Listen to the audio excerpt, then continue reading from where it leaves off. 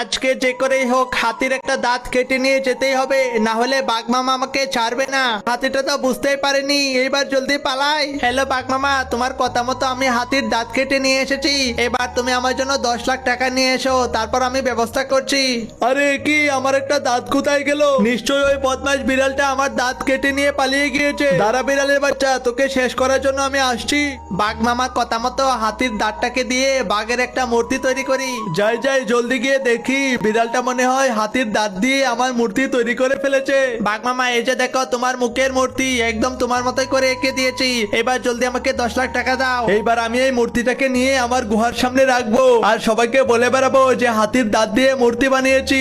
ওই বাঘের বাচ্চা, তুই আমার দাঁত কেটে নিয়ে সেই দাঁত দিয়ে তোর মূর্তি বানিয়েছিস। তোকে তো আজকে আমি এখানে শেষ করে দেব।